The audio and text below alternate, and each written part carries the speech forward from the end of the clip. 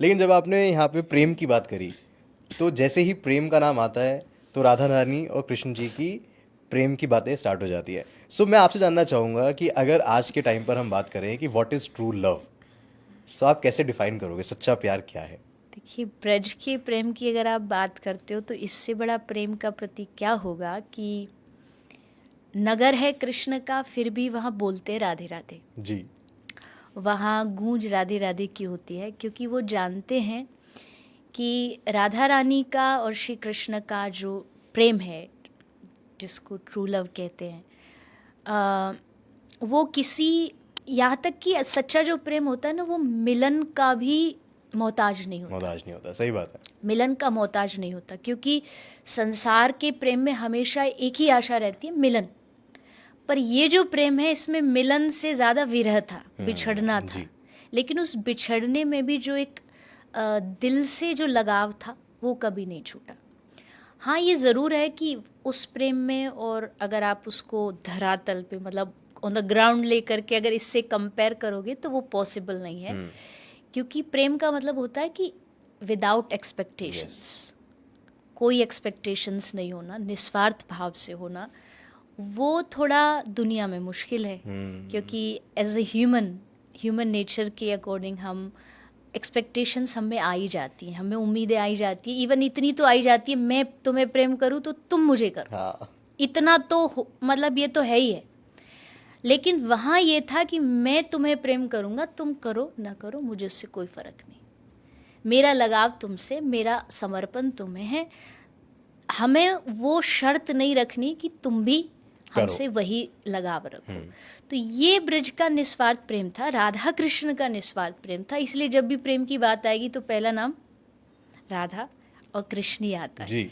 भले जगत में विवाह रुक्मणी जी से हुआ, भले राम जी सीता जी से, क्योंकि एक ही है, उनका एक ही अवतार है। लेकिन प्रेम की बात आएगी तो राधा कृष्ण।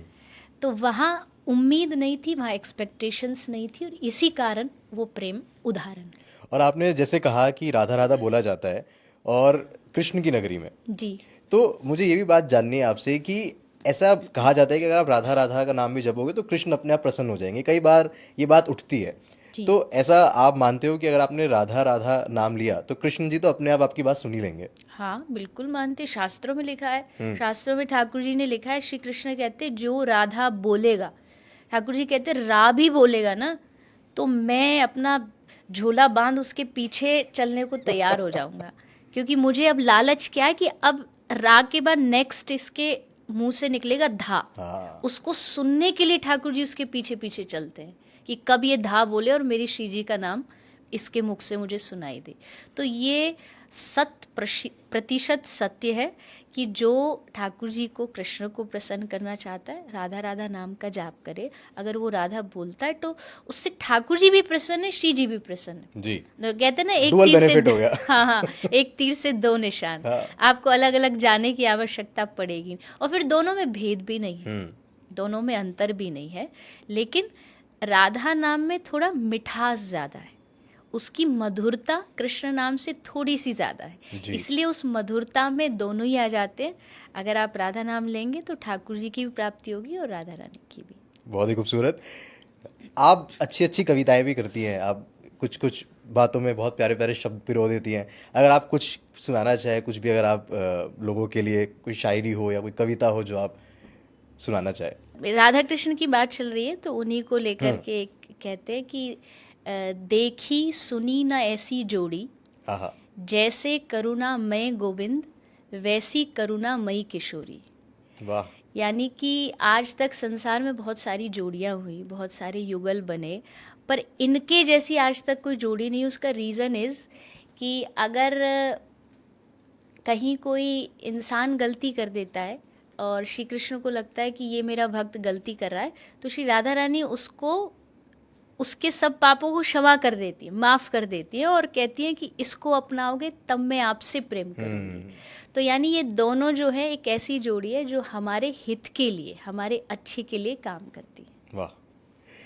तो देवी जी, मेरे पास ना कुछ ऐसे सवाल हैं जो सवाल हर एक आम इंसान की ज़िंदगी से जुड़े हुए हैं। जी यूजुअली हस्बैंड वाइफ या फिर जो पार्टनर्स हैं उनके ये सवाल हैं, क्योंकि हम प्रेम की बात कर रहे हैं और राधा कृष्ण के प्रेम की बात कर रहे हैं, तो आज के टाइम पे क्या दिक्कतें आती हैं, वो मेरे पास दिक्कतें हैं, मैं चाहता हूँ कि आप उनका कुछ सोल्यूशन दे दें हमें। ठीक ठीक है, कोशिश। हाँ, और ये आप कोशिश करेंगे तो काफियों का भला हो जाएगा। जी। ठीक है, सो हस्बैंड वाइफ के बीच में ईगो ज्यादा बड़ा होना चाहिए या प्यार?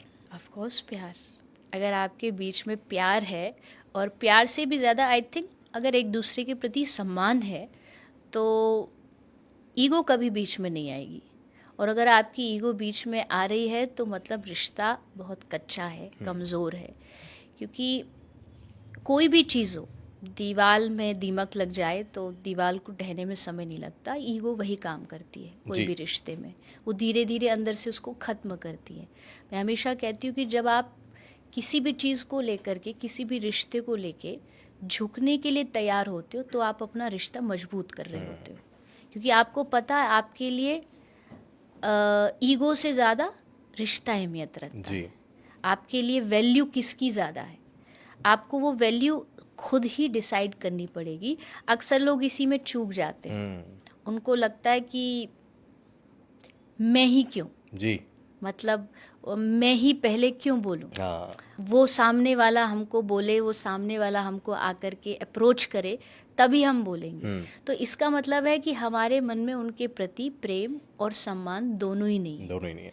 तो ऐसे फिर रिश्ते में दरार तो आती आती है, आपका रिश्ता लंबा नहीं चलेगा। फिर वही आजकल जो सिस्टम हो रहे हैं वो सामने देखने को केस मिलेंगे। सो इससे फॉलोअप क्वेश्चन मेरा ये है कि एक रिलेशन में सॉरी कौन बोले, जिसकी गलती है वो या हस्बैंड? जिसे रिश्ता बचाना है, जिसे रिश्ते को अच्छा बनाना है, हाँ।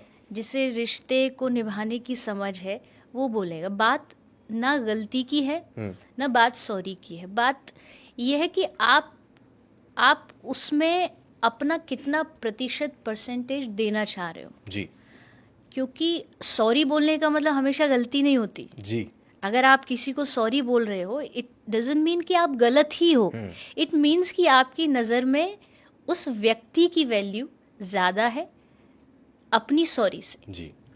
तो ऐसा समझना कि मैं क्यों, कौन पहले बोले, कौन पहले शुरुआत करे, ऐसा नहीं। जिसे अपने संबंध की इज्जत ज़्यादा है वो करे, वो करेगा, वो पहल करेगा। सो देवी जी, एक चीज़ और मुझे जाननी है, क्या शादी के बाद अपना अपना पर्सनल स्पेस भी होना चाहिए? कि आप बस शादी हो गई तो अब तो जहाँ जाएंगे जो करेंगे साथ ही करेंगे, अपना पर्सनल स्पेस खत्म?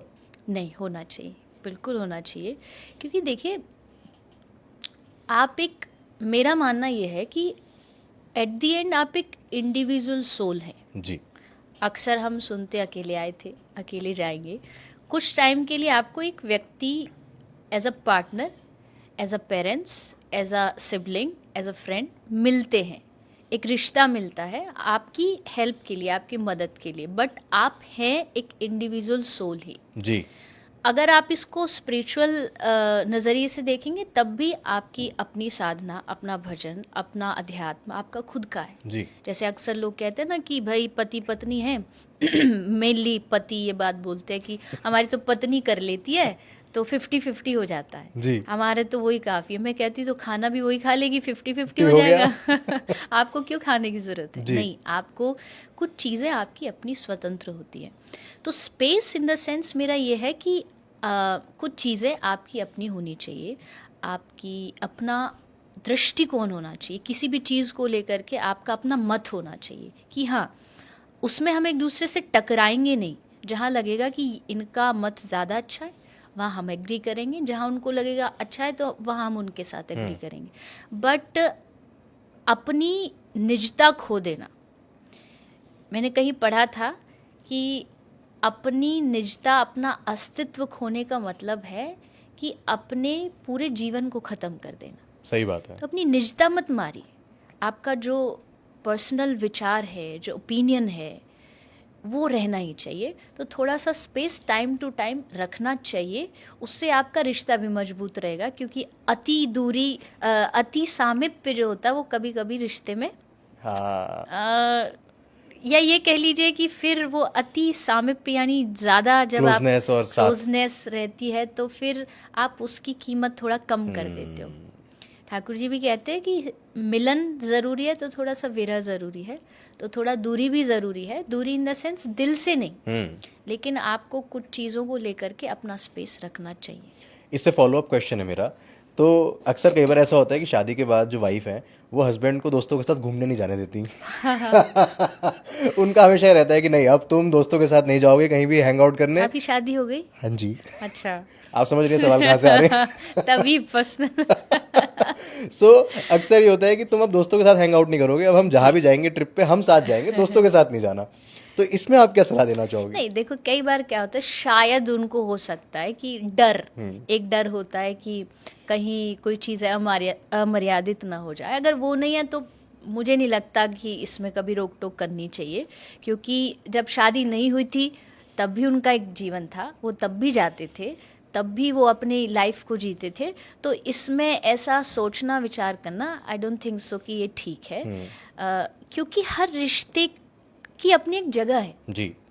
आपके दोस्त आपकी बीवी नहीं बन सकते, आपकी पत्नी आपके दोस्त नहीं बन सकते, माता पिता अलग है, पत्नी अलग है, तो यानी हर रिश्ते का अलग एक एंगल होता है। कभी कभी ऐसा भी होता है कि आप शायद केयर की वजह से भी आपके दिमाग में बहुत सारी टेंशन है, बहुत सारा स्ट्रेस है, लेकिन आपको अपनी पत्नी की केयर है, आप उसको नहीं देना चाहते अपना स्ट्रेस, तो आप कहाँ उतारेंगे उस स्ट्रेस को? आप अपने दोस्तों को बताएंगे, आप उनसे समाधान पूछेंगे कि मुझे ये परेशानी है। हो सकता है कि जब आप वो परेशानी उन्हें बता रहे हो और इनडायरेक्टली अगर आपके पार्टनर को, पत्नी को पता चल जाए तो उन्हें लगेगा ये छुपा रहे हैं। हाँ।